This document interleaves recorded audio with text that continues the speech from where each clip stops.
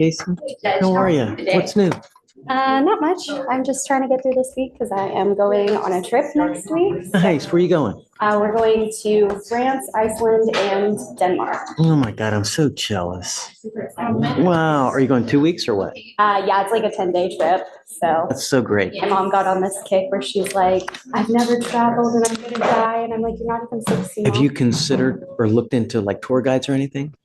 Yeah, so we have a 2-day tour booked in Iceland. No. Oh. So you got to look at Rick Steves. Do you know who that is? Okay. Rick Steves is a guy that's got a show on PBS, and it's so great because this guy has a travel book and he tells you if you have a certain number of days and you're going to a certain number of location, he'll tell you what to do, I love that. where to go. He'll tell you how to get tickets in advance. I definitely need to look into that because I was their travel agent. But here's even the better thing is like, I'll give you an example. When I went to Rome with my wife on our honeymoon, he has a guidebook. And he also has on iTunes podcasts and virtual tour guides that you download to your phone. So when you go to like the Sistine Chapel, you walk in and you turn it on and you go, okay, he'll go, okay, walk 5 paces, look up. And this is a fresco that was painted by Michelangelo. And this was the date. And this was the thinking at the time. Going through like their little right. thing. It's so great. Probably way better and more. And dude, I'll give you another example. Like when you go in Venice, they have the Grand Canal where you get on one vaporetto. You go through the entire thing. Like you turn on one of the virtual tours and he'll go, okay, so as soon as you get on the boat and the boat starts moving in 2 minutes, press play. So you press play. All right, the boat's moving. Look to your right. There's the Guggenheim Museum. This is what was done there. So look into Rick Steves. Rick Steves. Okay. He's got it for all over the world. It's great. Yeah, I'm gonna download that. When we go anywhere, which is not lately, because we take Rick Steves with us everywhere. It's like a Bible. That's awesome. That's good to know. I've take a look. Yeah, thank you. I appreciate the recommendation. Because when you go and when you know what you're looking at, it's just so much more memorable. Oh yeah, you know? No, I like to know because usually I Pinterest everything and I'm like, okay, we're gonna go see this thing. And my parents are like, cool, it's another building. When I did it, it was free. I don't know if it is now. I'm sure it's not too expensive. No, it's anyways, who are you here on? Terrence Bruget. Okay. It's getting up there. So we have a motion to withdraw on your queue on it for lack of payment. He is here today though. Come up, Terrence. It's old though, man. You know, there's nothing worse than when your lawyer is upset. You know, do you work? What do you do for a living? So you don't work for free, do you? You don't work free, do you? So I don't want you, it's a rhetorical question. The thing is that your case is old and it's now where it's either put up or shut up and we're ready to go to trial. You know, your case is 140 days. In 40 days, this is when we set the case for trial. It's time to figure out what we're going to do. You know, I'd like you to get together with them to see what you can do to try to mend the relationship, but it's old and it's time to figure out what to do.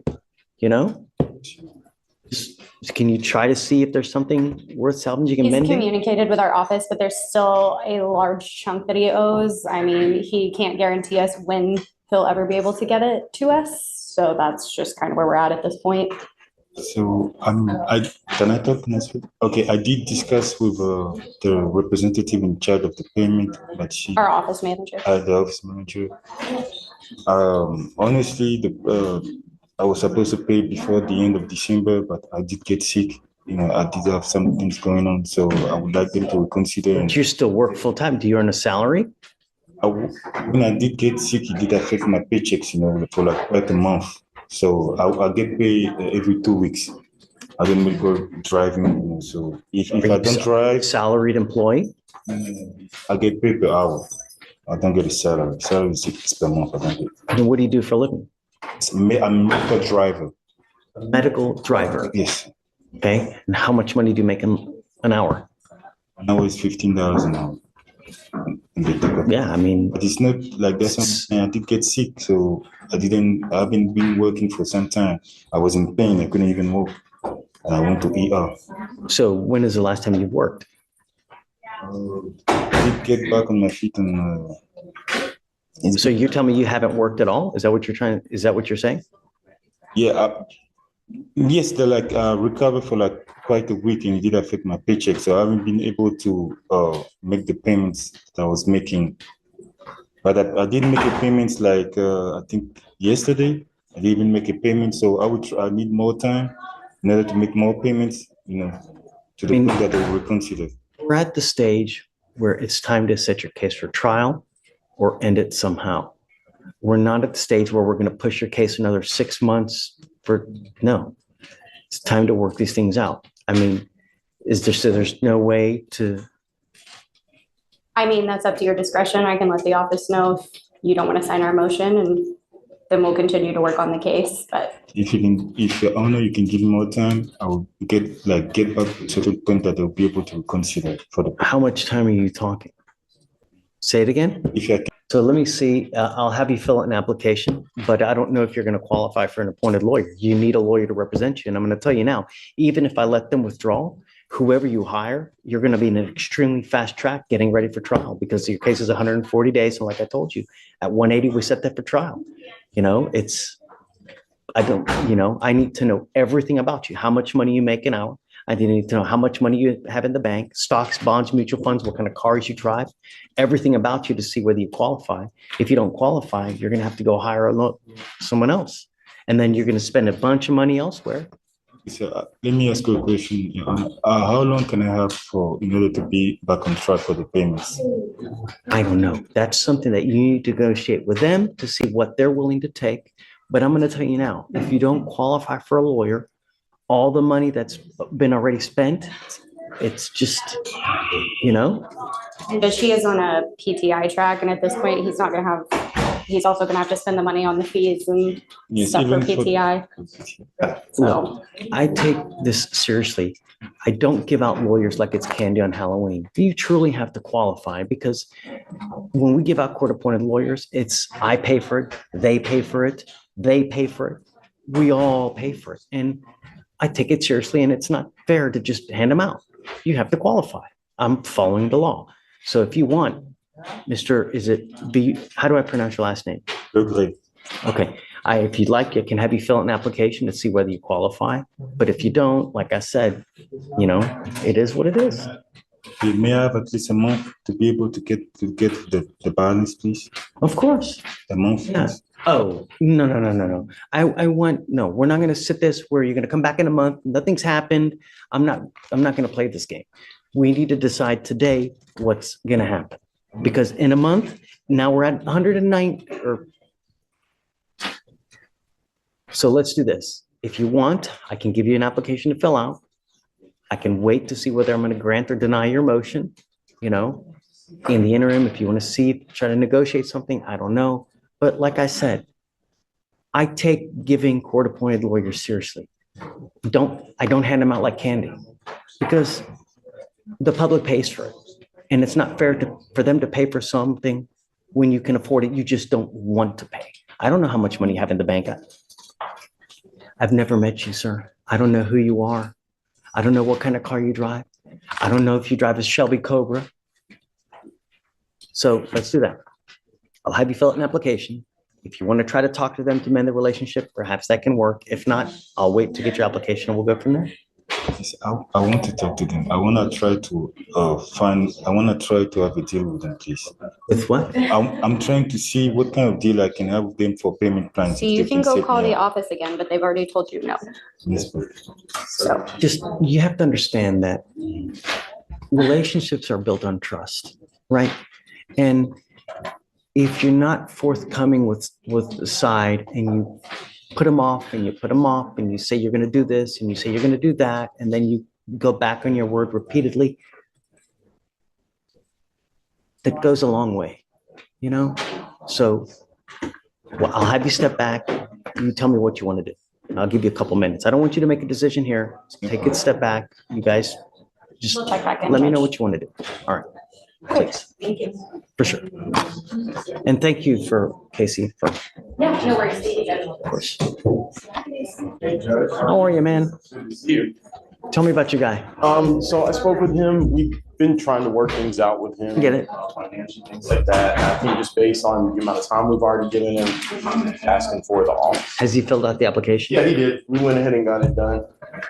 And I spoke to him a little bit to understand what's going on. If he is able to work something out, he says he'll follow up with us down the road, but he understands for now. Come up. Come up. Yes.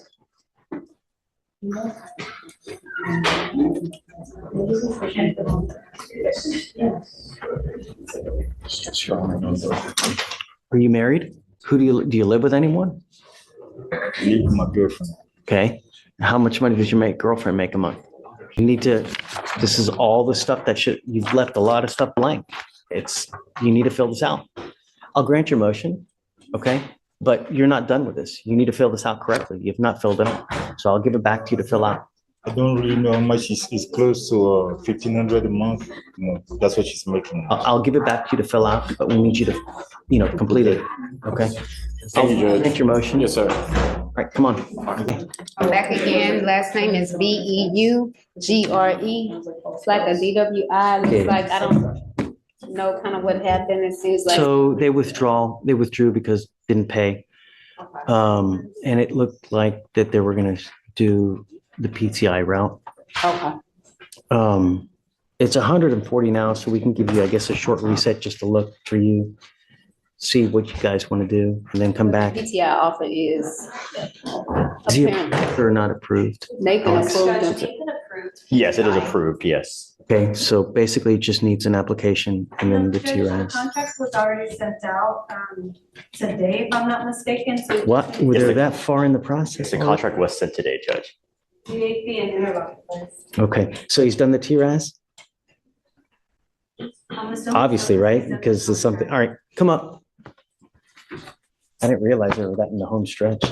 Okay, so here's the deal. You're basically in the home stretch of this thing anyways to enter the diversion program.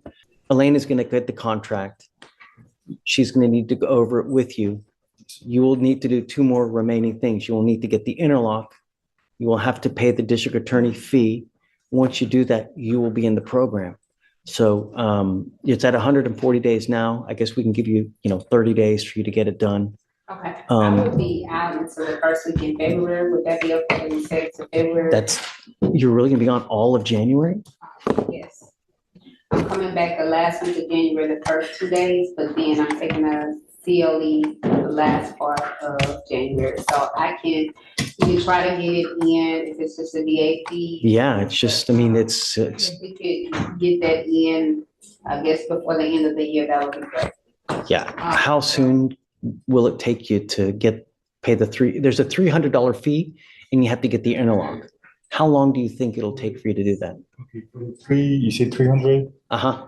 I can pay it, I guess Once 2 weeks. you pay that, get proof, and do you have the interlock in your car now?